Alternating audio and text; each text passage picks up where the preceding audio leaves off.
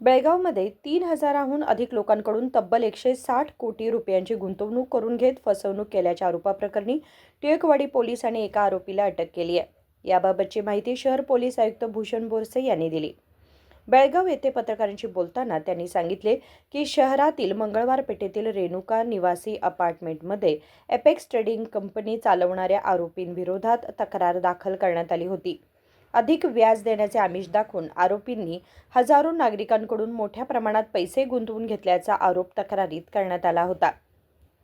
या प्रकरणी कौजळगी गावातील अशोक विरुपाक्षी बिस्गुप्पी यांनी 13 ऑगस्ट रोजी टिळकवाडी पोलीस ठाण्यात तक्रार दाखल केली होती।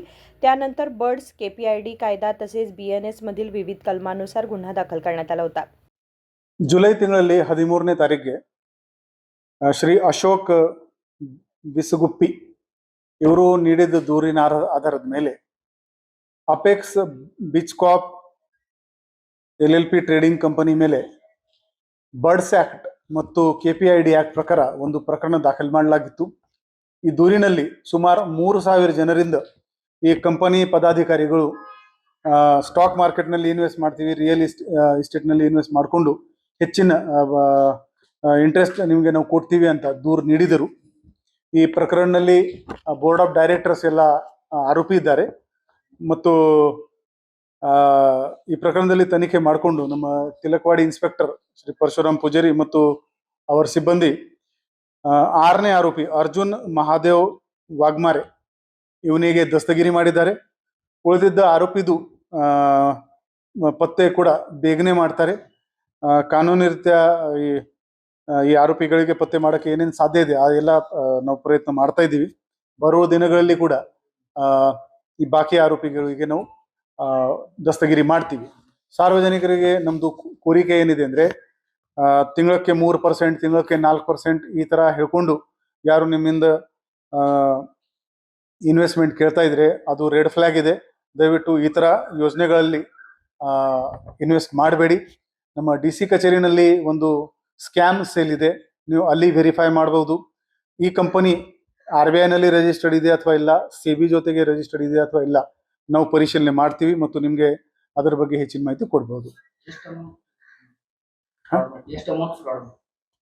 FIR ನಲ್ಲಿ 160 ಕೋಟಿ ಅಂತ ಕೊಟ್ಟಿದ್ದಾರೆ, ಬಟ್ ಅದು ಎಲ್ಲ ಡೇಟಾ ಕನ್ಸಿಲಿಯೇಷನ್ ಕೆಲಸ ನಡ್ತಾ ಇದೆ। ಅವರು ಏನು ಕೋಆಪರೇಟ್ ಮಾಡ್ತಾ ಇಲ್ಲ, ಅದರಲ್ಲಿ ರೇಡ್ ಕೂಡ ಮಾಡಿದೀವಿ, ಅಲ್ಲಿ ಏನೇನು ದಾಖಲಾತಿ ಸಿಕ್ಕಿದೆ ಅದು ಎಲ್ಲ ಪರಿಶೀಲನೆ ಮಾಡಿಕೊಂಡು ಈಗಾಗಲೇ ಈ ಕೇಸ್ 50 ಕೋಟಿಗಿಂತ ಜಾಸ್ತಿ ಇರೋದ್ರಿಂದ CIDಗೆ ವರ್ಗಾವಣೆಗೆ ನಾವು ಪತ್ರ ಬರ್ತಿದ್ದೀವಿ। ಇನ್ನೂವರೆಗೆ ನಾವು ರಿಪ್ಲೈಗೋಸ್ಕರ ಕಾಯ್ತಾ ಇದ್ದೀವಿ। ಇದರಲ್ಲಿ ಕೆಲವು ಆರೋಪಿ ದುಬೈಗೆ ವಿದೇಶಕ್ಕೆ ಹೋಗಿದ್ದಾರೆ ಅಂತ ಮಾಹಿತಿ ಇದೆ। ಇಂಡಿಯಾದಲ್ಲಿ ಯಾರಿದ್ದಾರೆ ಅವರಿಗೆ ಪತ್ತೆ ಕೂಡ ನಾವು ಬೇಗನೆ ಮಾಡ್ತೀವಿ। ಅದರೊಂದು ಲೀಗಲ್ ಪ್ರೊಸೆಸ್ ಇರುತ್ತೆ, ಅದು ಬಳಸ್ಕೊಂಡು ನಾವು ಅವರಿಗೆ ದಸ್ತಗಿರಿ ಮಾಡ್ತೀವಿ। प्रकरणाचा तपास हाती घेत पोलिसांनी आरोपी क्रमांक 6 अर्जुन महादेव वाघमारे वय 36 याला अटक केली आहे। या प्रकरणाचा पुढील तपास सुरू असल्याची माहिती पोलीस आयुक्त भूषण बोरसे यांनी दिली। विनोद कोलकार, KMM मराठी, बेळगाव।